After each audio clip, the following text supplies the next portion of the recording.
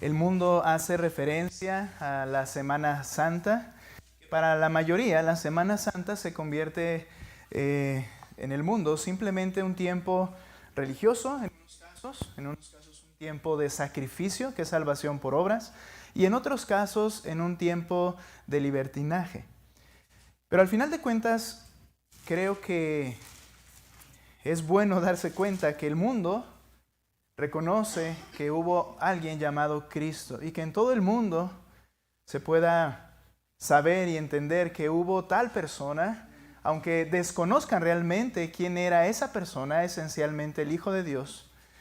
Pero para nosotros como creyentes, hermanos, el recordar esto no es algo de una forma, y no lo digo de manera irrespetuosa, no es algo especial en esta fecha, sino que es algo que recordamos permanentemente como iglesia cada domingo al reunirnos y exaltar y glorificar el nombre del que resucitó, que es el Señor Jesucristo.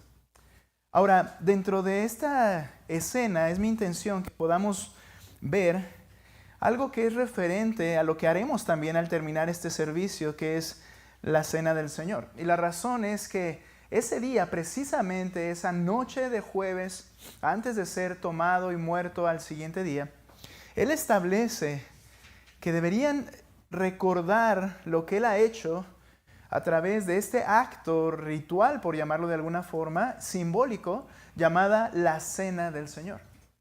Y quiero que veamos aquí entonces en Mateo, y vamos a leer por favor Mateo capítulo 26, por favor, hermanos. Mateo 26.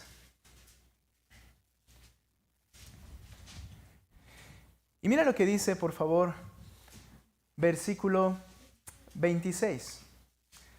Mateo 26, 26. Dice la palabra de Dios.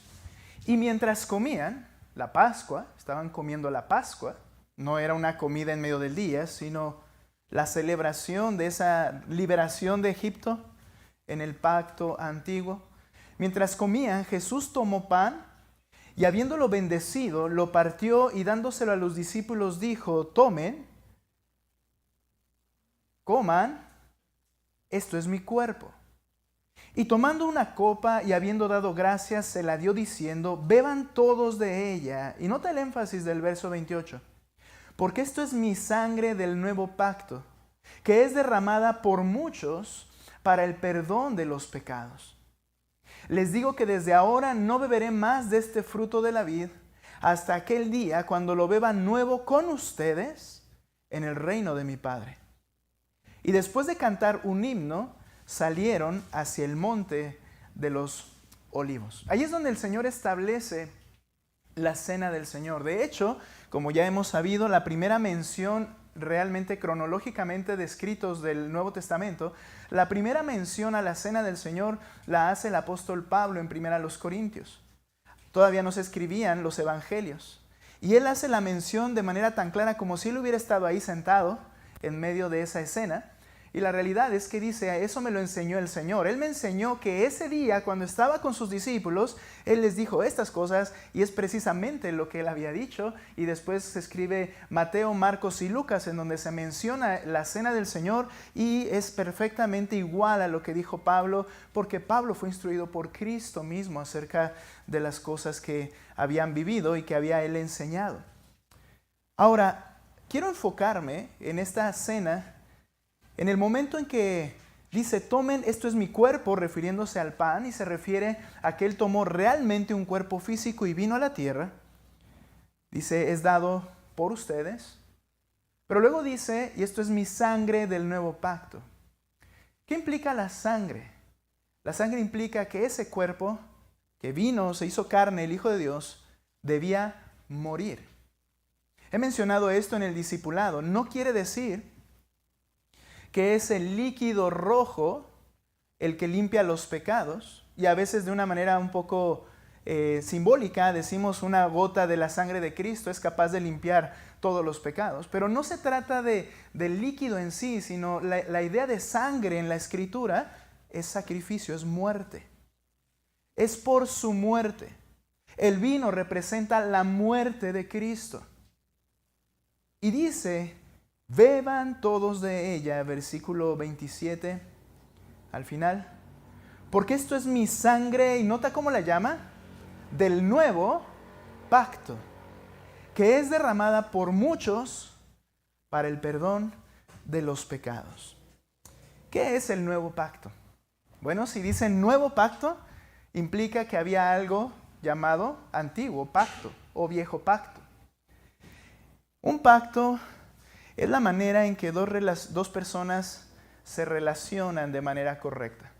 Un pacto es una relación entre dos en la cual hay un contrato, por llamarlo así, y hay un cumplimiento de ese contrato y hay unas características dentro de ese contrato.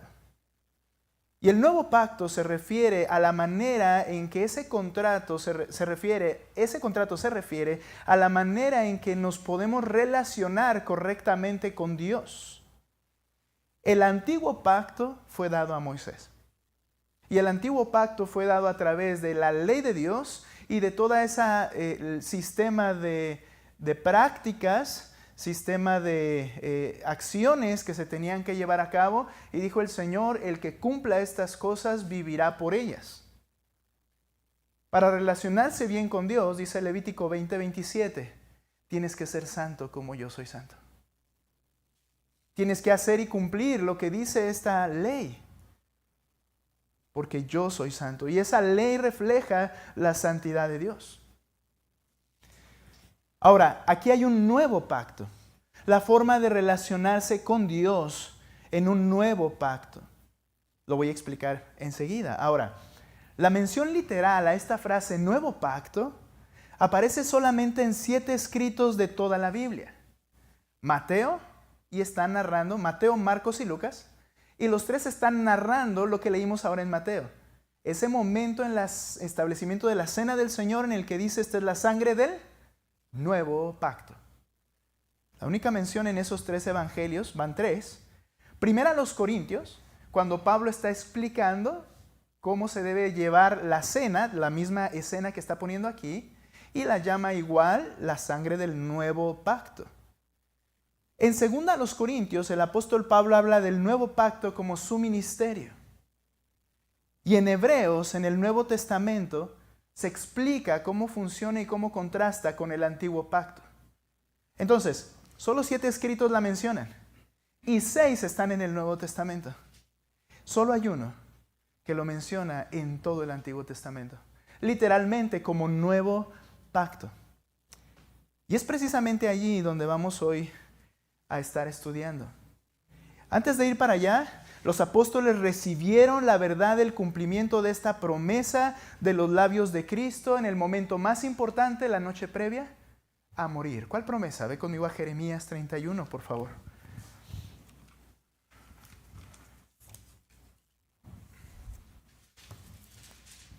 Jeremías 31, 31. Los apóstoles reciben la verdad del cumplimiento de esta promesa de los labios de Cristo mismo. Vienen días, declara el Señor, en que haré con la casa de Israel y con la casa de Judá un nuevo pacto.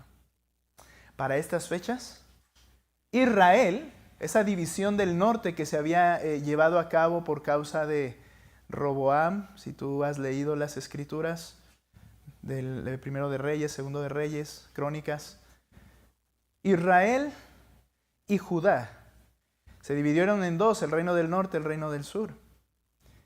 Y dice, haré un nuevo pacto con la casa de Israel y con la casa de Judá. En el momento en que se está escribiendo Jeremías, ya no está Israel. Israel ya fue llevado cautivo y ya desapareció de la escena. Fue llevado por los sirios. Solo queda Judá y está por ser llevado por los de Babilonia al destierro. Pero él habla, haré un nuevo pacto con la casa de Israel y la casa de Judá. ¿Por qué hace referencia a estas dos partes importantes? Porque está hablando de su pueblo. Judá e Israel, su pueblo. Los descendientes de Abraham. Y entonces dice enseguida, Un nuevo pacto. No como el pacto que hice con sus padres el día que los tomé de la mano. Qué palabras tan hermosas. Yo los tomé de la mano para sacarlos de la tierra de Egipto. Mi pacto que ellos rompieron, aunque fui un esposo para ellos, declara el Señor. Tiernamente como un esposo a su esposa. ¿Y a qué te hace referencia a eso? Efesios 5. Cristo y su esposa. Dice, los tomé de la mano, yo los iba llevando, pero me traicionaron. Rompieron mi pacto, aunque fui para ellos como un esposo. Verso 33. Porque este es el pacto que haré futuro con la casa de Israel. Nuevamente ahora solo menciona Israel porque está refiriéndose a su pueblo completo. Después de aquellos días, declara el Señor, pondré mi ley, aquí vienen las características de este nuevo pacto. Pondré mi ley dentro de ellos y sobre sus corazones la escribiré. Entonces, cuando yo haga lo anterior, yo seré su Dios, ellos serán mi pueblo. No tendrán que enseñar más cada uno a su prójimo y cada cual a su hermano, diciendo, conoce al Señor, porque todos me conocerán. Desde el más pequeño de ellos hasta el más grande, declara el Señor. Pues, perdonaré su maldad y no recordaré más su pecado. Los apóstoles reciben que se está llevando a cabo el cumplimiento de esta promesa por los labios de Cristo esa noche. Pablo entiende que es con la iglesia que este nuevo pacto se está llevando a cabo. Ve conmigo por favor a 2 Corintios 3:1. Quiero que veas esta referencia. 2 Corintios 3:1 y leo lo que dice ahí. ¿Comenzamos otra vez a recomendarnos a nosotros mismos? ¿Le habla a una iglesia, a los corintios? ¿O acaso necesitamos, como algunos, cartas de recomendación para ustedes o de parte de ustedes?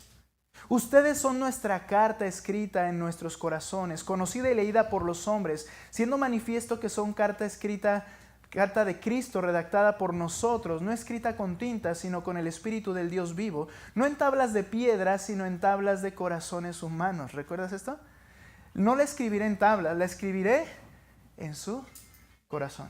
Y dice Pablo, son ustedes, le está hablando a una iglesia local, a una iglesia de creyentes. Son ustedes en quien Cristo mismo escribió esa carta en los corazones de cada uno de ustedes. Son carta del Dios vivo, de Cristo mismo. Entonces dice el verso 4, esta confianza tenemos hacia Dios por medio de Cristo. No que seamos suficientes en nosotros mismos para pensar que cosa alguna procede de nosotros, sino que nuestra suficiencia es de Dios, el cual también nos hizo suficientes como ministros, ¿qué dice? De un nuevo pacto. Pablo entendía que él ministraba dentro de ese nuevo pacto.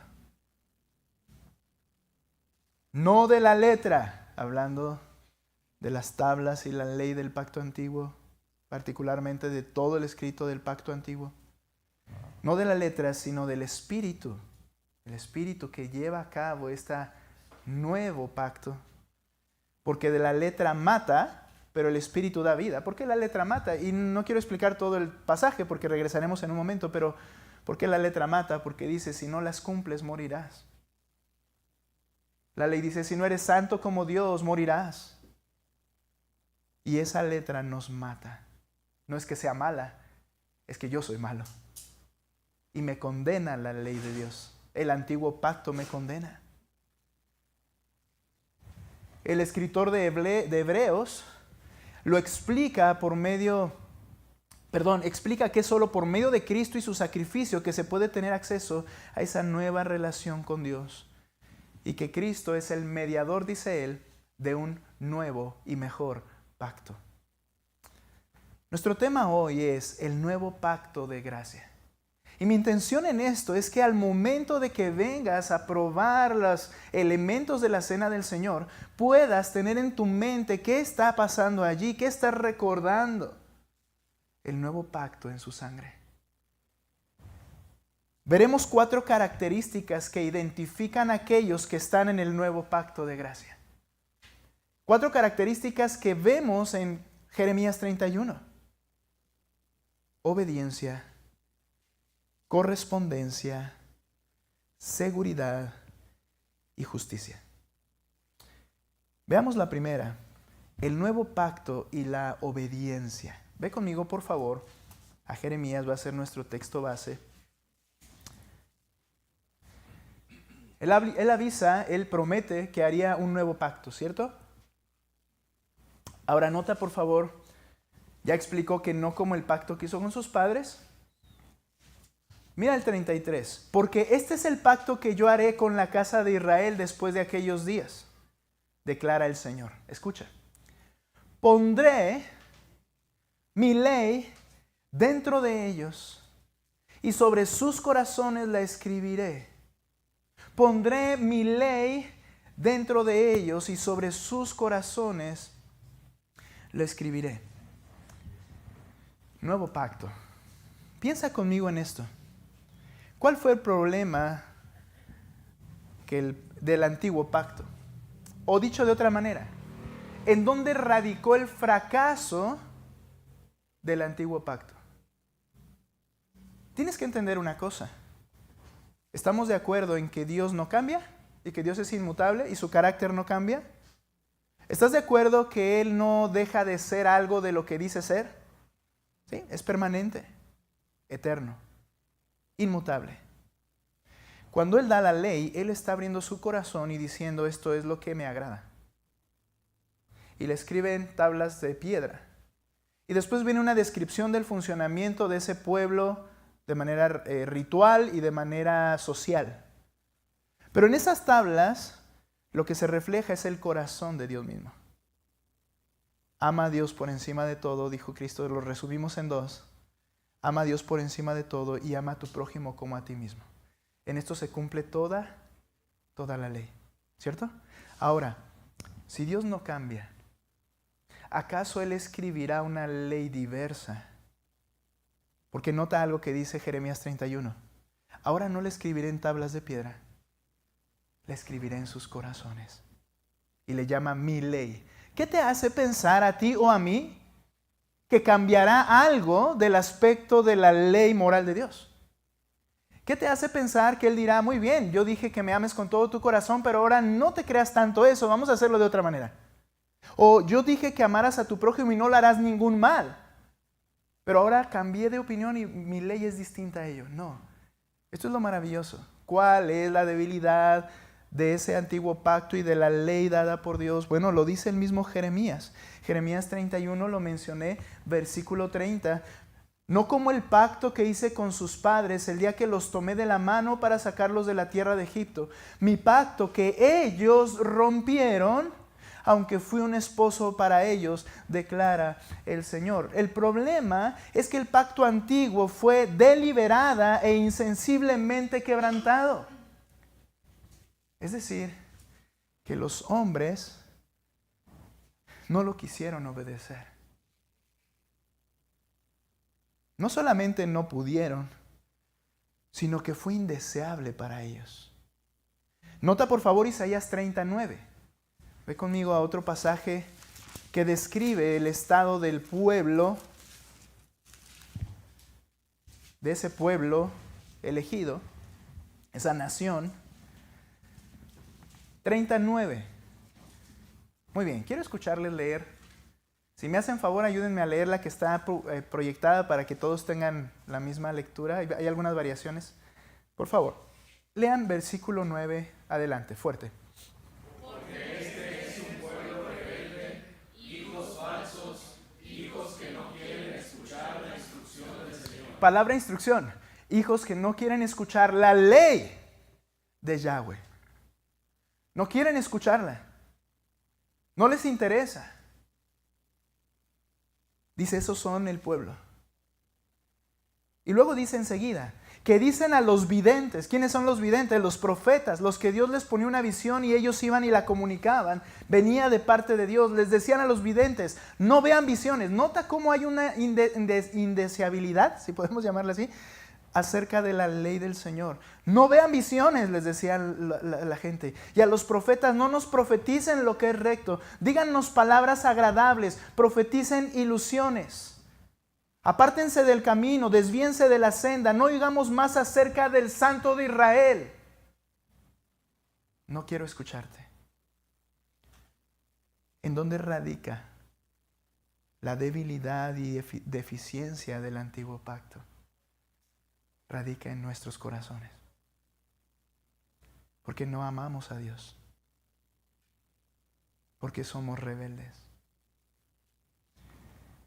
Pero dice Dios, pero este pacto no será como el antiguo. El antiguo nos revela nuestro pecado. ¿Por qué? Porque Dios habla y yo no quiero. Dios habla y nadie quiso. O Dios habla y el pueblo rechaza, a pesar de recibir tantas bondades del Señor. Bien, yo no lo haré de esa manera. Y no es que se equivocó, nos está mostrando algo, nos está mostrando la condición humana. Pero ahora no lo haré de esa manera. En el nuevo pacto, Dios obra diferente. Y Él dice, ¿qué haré? Escribiré, pondré mi ley en sus corazones. De esta manera es diferente. Él va al punto, problema de todo el asunto, el corazón. Y entonces dice, mira, aquí está.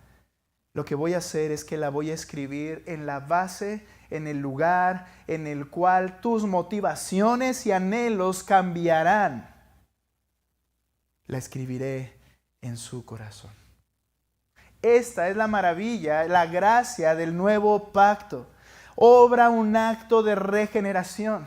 Por eso 2 Corintios 5:17 dice, de modo que si alguno está en Cristo, de modo que si alguno por medio de su sangre ha entrado al nuevo pacto, nueva criatura es.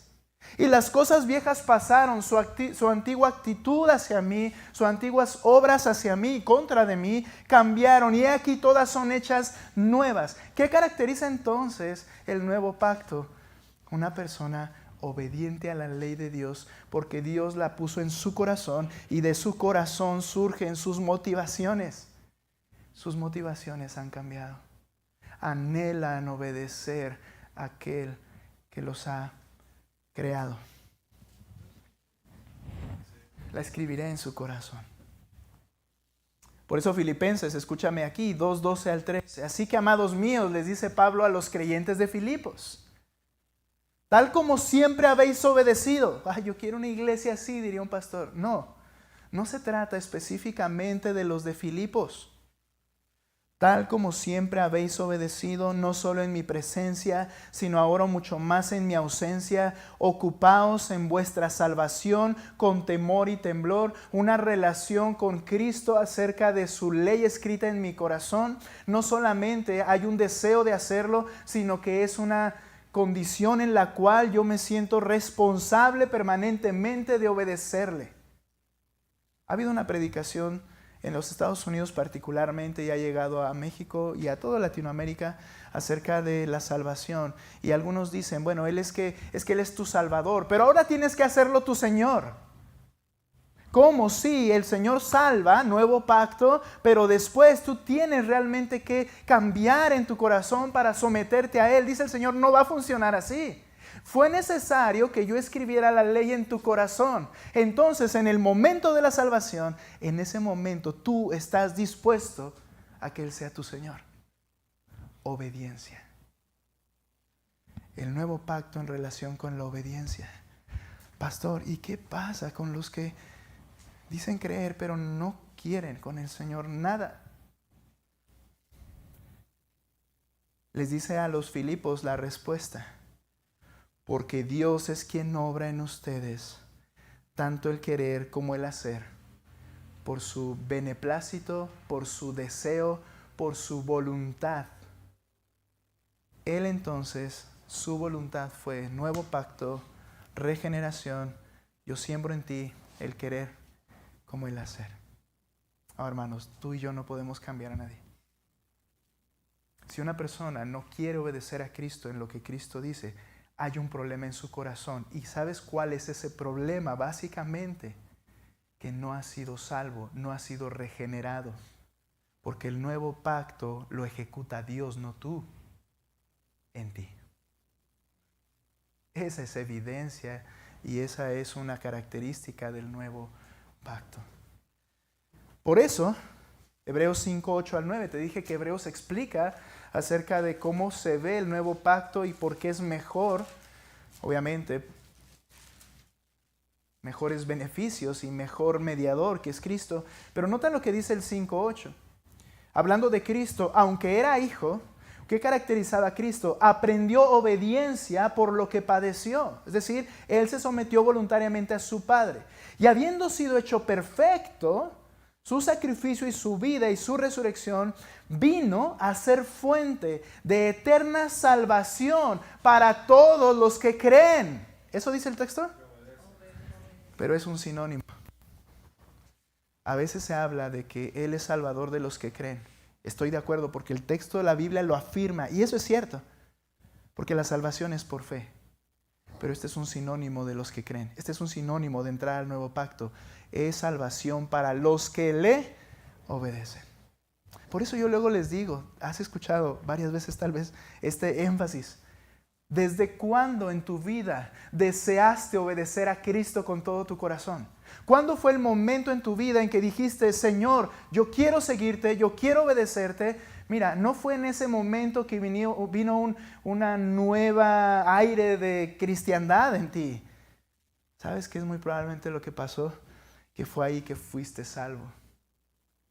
Porque Él obró la regeneración, el nuevo pacto produce obediencia, porque escribió su ley en tu corazón y ahora tu motivación es obedecerle. Obedecerle. Tenemos que ser pacientes. Pero esta es la verdad. Hay que ser pacientes con quienes sean desobedientes. Pacientes porque nosotros no podemos cambiarlos. Pacientes porque no es una cuestión de conducta. No queremos cambiar su conducta. No es deja de hacer estas cosas. Lo que tiene que pasar es que cambie su corazón. Y eso solo lo puede hacer Dios con su nuevo pacto. El nuevo pacto tiene una característica, obediencia. Pero el nuevo pacto también tiene otra característica relacionada y esta es correspondencia. Ve conmigo a Jeremías, por favor.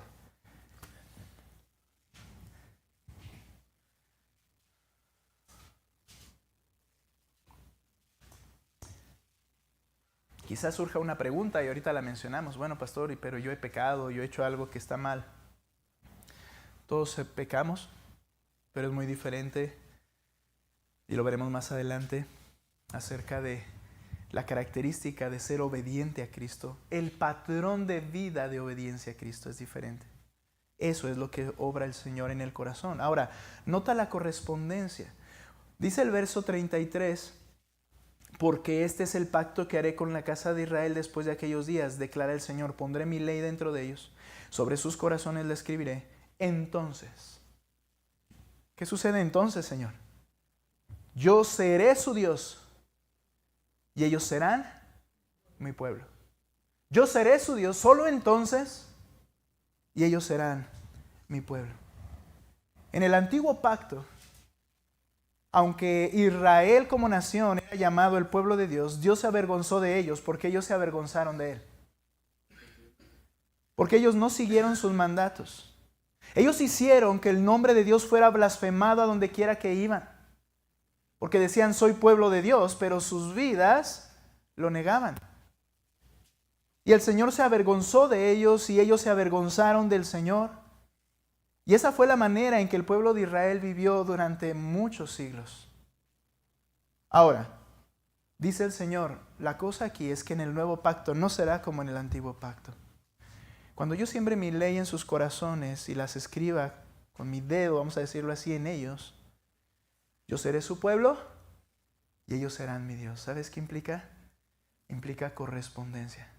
Implica que lo que se va a ver en ese pueblo realmente refleja al Dios que tiene. Vuelvo a repetirlo. Que lo que se ve en ese pueblo refleja al Dios que tiene. Por eso en Romanos capítulo 2, Pablo explica lo que es ser un miembro genuino del pueblo de Dios. O dicho de otra manera, ser un verdadero judío.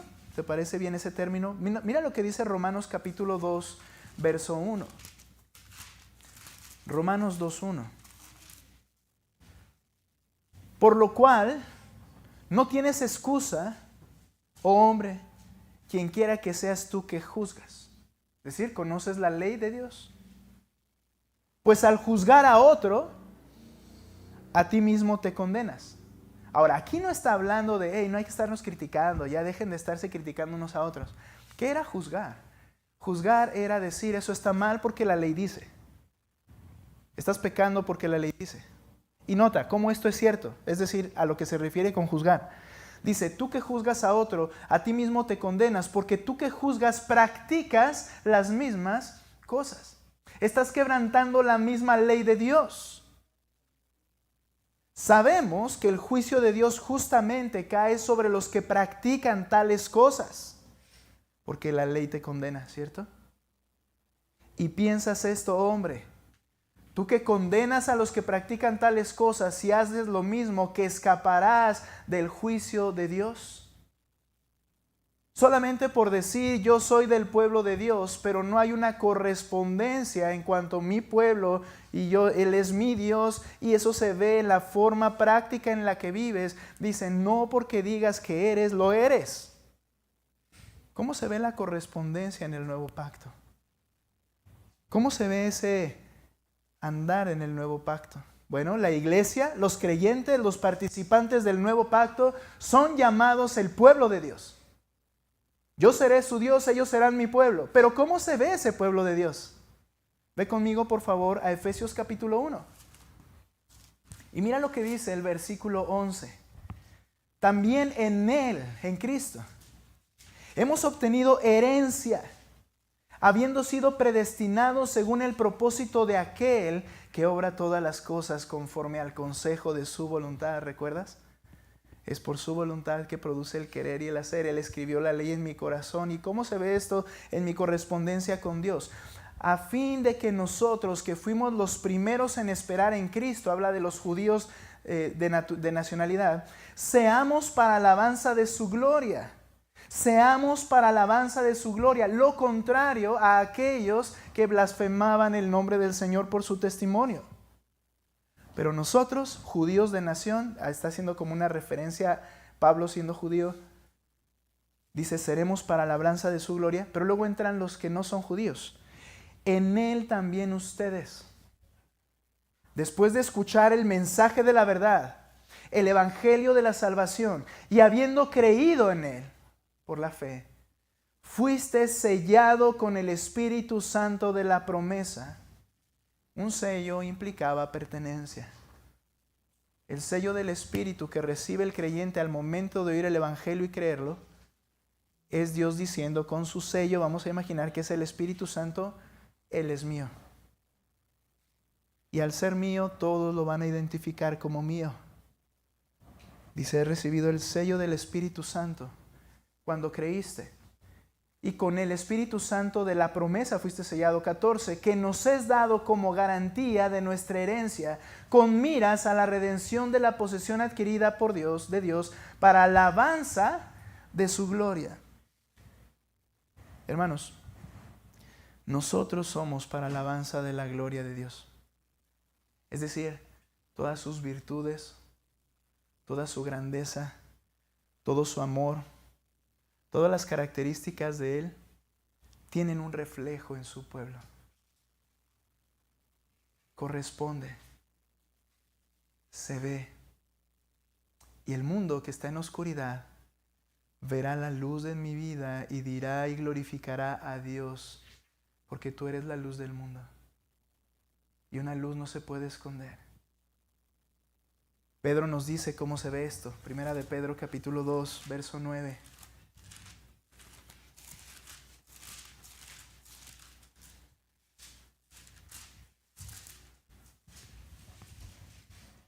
Pues ustedes son linaje escogido. esa familia escogida por Dios desde Abraham, real sacerdocio, nación santa, pueblo adquirido para posesión de Dios, a fin, cuando Él me abraza como eres mi pueblo, ¿qué sucede?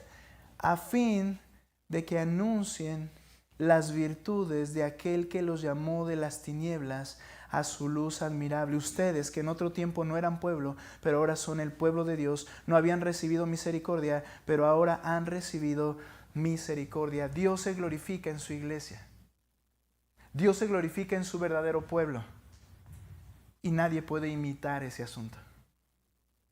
Nadie puede vivir de acuerdo a lo que dice aquí, imitando, correspondiendo a ese Dios en santidad, correspondiendo a ese Dios, anunciando en su vida las virtudes admirables de Cristo. Nadie puede imitar ese grado de fruto en la vida de una persona. No es posible. ¿Producto de qué? El nuevo pacto. Te hago una observación.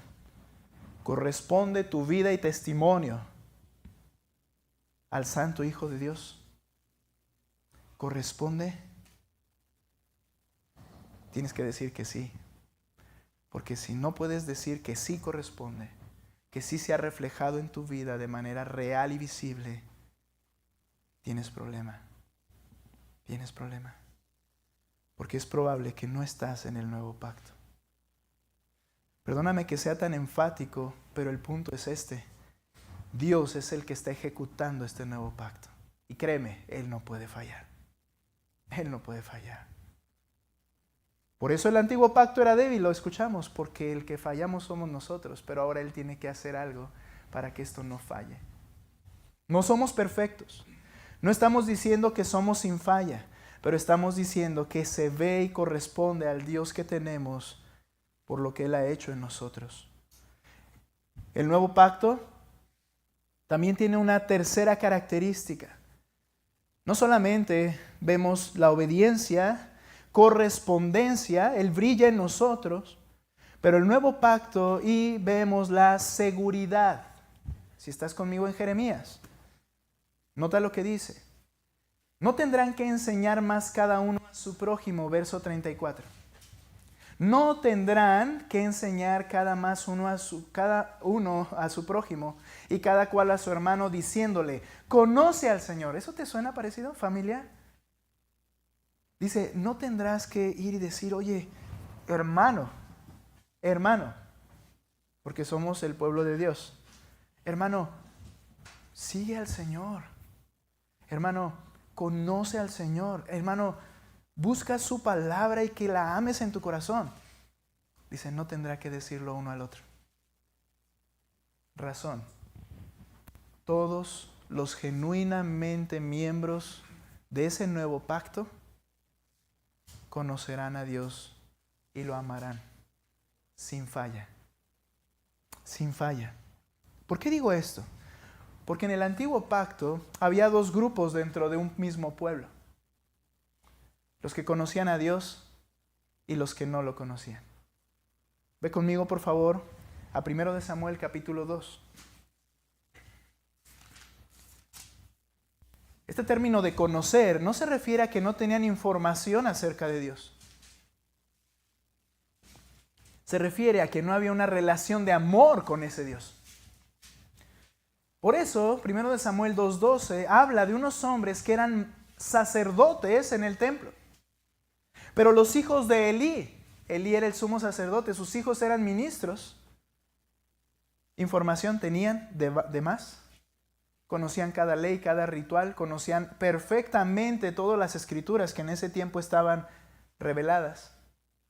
No había nadie que conociera más los escritos y a Dios por medio de información que los hijos de Elí y Elí mismo.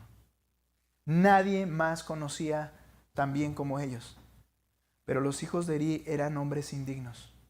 Y nota esta frase, no conocían al Señor. Ay, Elí, es que Elí nunca les habló. No es lo que está diciendo. Lo que está diciendo es que ellos sabían la información, pero ellos no tenían una relación de temor y amor a Dios. No lo conocían. ni la costumbre de los sacerdotes con el pueblo. Y explica lo que hacían. Ahora ve conmigo al versículo 27 de ese mismo capítulo. Cuando Dios viene y habla a Elí y le advierte y condena, dice el 27, entonces un hombre de Dios vino a Elí y le dijo, así dice el Señor, ¿no me revelé ciertamente a la casa de tu padre cuando ellos estaban en Egipto, como esclavos de la casa de Faraón? ¿No los escogí de entre todas las tribus de Israel para ser mis sacerdotes? Para subir a mi altar, para quemar incienso, para llevar un efod delante de mí. ¿No le di a la casa de tu padre todas las ofrendas encendidas de los israelitas? ¿Por qué pisotean mi sacrificio y mi ofrenda que he ordenado en mi morada? Y honras a tus hijos más que a mí, engordándose ustedes con lo mejor de cada ofrenda de mi pueblo Israel. Por tanto el Señor Dios de Israel declara, ciertamente yo había dicho que tu casa y la casa de tu padre andarían delante de mí para siempre, pero ahora el Señor declara, lejos esté esto de mí, porque yo honraré a los que me honran. No conocer a Dios, no le honraban. Yo honraré a los que me honran, y a los que me desprecian serán tenidos en poco. En el Nuevo Testamento, bueno, el testamento significa pacto, por cierto, pero en el Nuevo Pacto solo hay un grupo. Y créeme, no me refiero a la iglesia visible,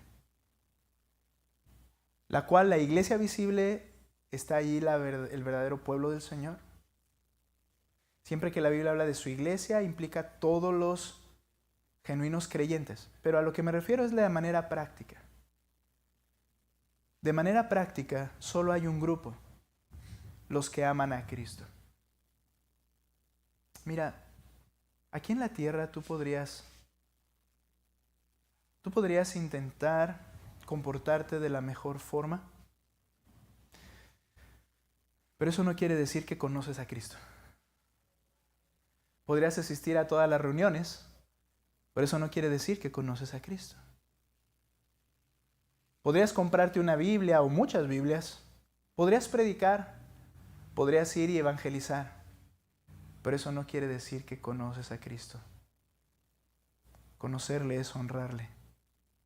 Y por eso en Mateo 7 Cristo dijo, no todo el que me dice, Señor, Señor, entrará en el reino de los cielos, sino el que hace. Por el nuevo pacto, la ley escrita en el corazón. Muchos me dirán en aquel día, Señor, Señor, y yo les diré, no te conozco. ¿Conoces a Cristo? Solo hay un grupo en el nuevo pacto, porque en el nuevo pacto hay seguridad. Nadie se va a colar y nadie se va a perder. Nadie va a engañar y nadie va a caer. En el nuevo pacto, todos los que están dentro me conocerán. Desde el más pequeño hasta el más grande. Nadie tendrá que motivar a otro. Todos me honrarán. Y nota lo que dice Apocalipsis capítulo 21, 27. Y debo terminar, me falta una, la vamos a ver de manera breve, pero este es el nuevo pacto en la sangre de Cristo. Mateo 21, 27. Y dice el texto así, jamás entrará en ella nada inmundo, ni el que practica abominación y mentira, sino solo, seguridad, aquellos cuyos nombres están escritos en el libro de la vida del Cordero. Nadie tendrá que motivar a otro, todos me conocerán. En otras palabras, en el día en que queden solamente genuinamente el pueblo del Señor, todos los que quedaron son los que honran a Cristo. Y lo seguirán honrando por la eternidad. Y nadie se colará. Pero también ninguno que realmente creyó en Cristo y le honra, se le perderá. Todos. Habla de seguridad. Todos ellos me conocerán. Qué maravilloso, Señor, que llevaste a cabo un nuevo pacto. Y que ese nuevo pacto dependía no de nosotros, sino de ti y tu perfecta voluntad. Qué maravilla saber que disfrutamos del nuevo pacto aquí, ahora, delante del Señor. Y termino con esto. Hay una cuarta circunstancia, característica más bien dicho. El nuevo pacto y la justicia. Dice el texto en Jeremías 31, lo leo allí. Nadie más, versículo 34, no tendrán que enseñar más cada uno a su prójimo y cada cual a su hermano, diciéndole, conoce al Señor, porque todos me conocerán, desde el más pequeño de ellos hasta el más grande, declara el Señor. ¿Por qué? Pues perdonaré su maldad y no recordaré más su pecado.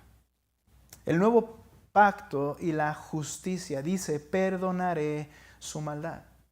¿Y cómo es que Él entonces ejecuta en este nuevo pacto el perdonar la maldad? Romanos capítulo 5, versículo 1. Veamos 2 textos más y vamos a concluir.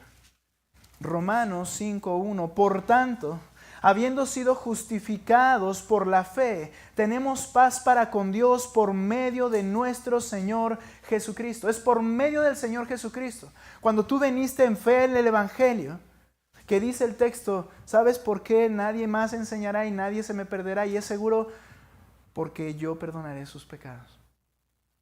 Y cuando Él perdona los pecados, quedan saldados para siempre.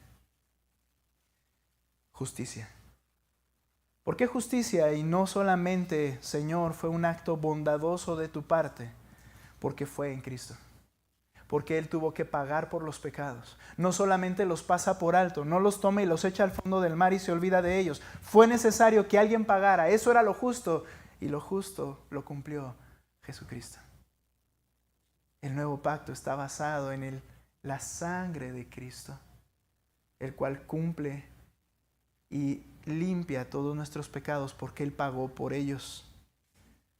Él nos ha justificado y por eso, último texto, Primera de Pedro. No se vaya a enojar conmigo, pero en Primera de Pedro son 2 versículos, pero están ahí pegaditos, ¿ok? Primera de Pedro 2:23 y mira lo que dice el pasaje. La justicia en este nuevo pacto, y quien cuando lo ultrajaban no respondía ultrajando, cuando padecía no amenazaba, sino que encomendaba a aquel que juzga con justicia.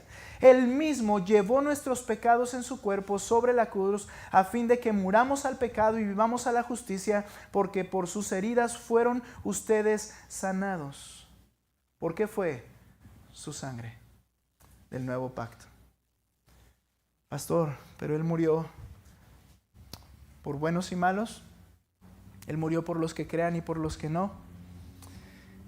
El nuevo pacto, dice el texto, es para llevar los pecados de ellos. Y si ya llevó sus pecados, por eso son perdonados. Y si son perdonados, por eso son justificados. La sangre de Cristo fue para salvar a esos particularmente, con ellos. Porque si ya entonces la sangre de Cristo fue para perdonar los pecados de todos, todos deberían entrar en esa relación con Dios, y no es así. Claramente no es así. Capítulo 3, verso 18. Allí mismo, porque también Cristo murió por los pecados una sola vez, el justo por los injustos, para llevarnos a Dios, muerto en la carne, pero vivificado en el Espíritu. Esta es la sangre del nuevo pacto. Hermano, gloria a Dios porque estamos y hemos entrado en ese nuevo pacto. Y hay evidencias claras porque hay en mi obediencia hacia Él. Su ley está en mi corazón. Porque hay correspondencia y yo brillo la faz de Cristo en esta tierra y se ve. Porque hay seguridad, porque yo y todos los verdaderos creyentes conocen y aman al Señor, a Él no se le va a perder ninguno, y porque en el nuevo pacto hay la justicia ejecutada por la muerte de Cristo a nuestro favor, pagando la deuda, y por eso soy perdonado. Cuando tomes los elementos, recuerda lo que Cristo ha hecho a tu favor. Y recuerda y ve si realmente eso se refleja en tu vida también. A eso hazlo antes de tomarlos. Porque, ¿sabes? Las únicas personas que pueden hacerlo son los que pueden decir, sí, yo estoy dentro de ese nuevo pacto. Yo lo veo, yo lo siento, yo lo practico y yo lo veré un día en la eternidad. Porque Él lo ejecuta, no yo, no tú. Si tú eres de ellos, al terminar el canto, ponte en pie y vamos a recordar y exaltar el nombre de Cristo una vez más. Vamos a orar y después a alabar al Señor. Gracias por tu nuevo pacto. Gracias porque somos tu pueblo. Gracias, Señor, porque todas las promesas de este nuevo pacto han sido dadas a nosotros, los que hemos creído tu evangelio. Gracias porque no soy yo, no es por mí, no es mi buena obra, sino tú lo has hecho en nosotros, por tu bien y buena voluntad. Gracias, Señor, por hacer un pacto tan perfecto en el cual fue necesario el sacrificio tan terrible de tu Hijo, el cumplimiento de toda la ley y toda justicia en Él, para perdonar al injusto que soy yo. Qué perfecto plan, inimaginable. Satanás ni se lo pensó. Y con eso derrotaste su imperio y nos salvaste de sus garras. Te alabamos, Señor, en el nombre de Cristo. Amén.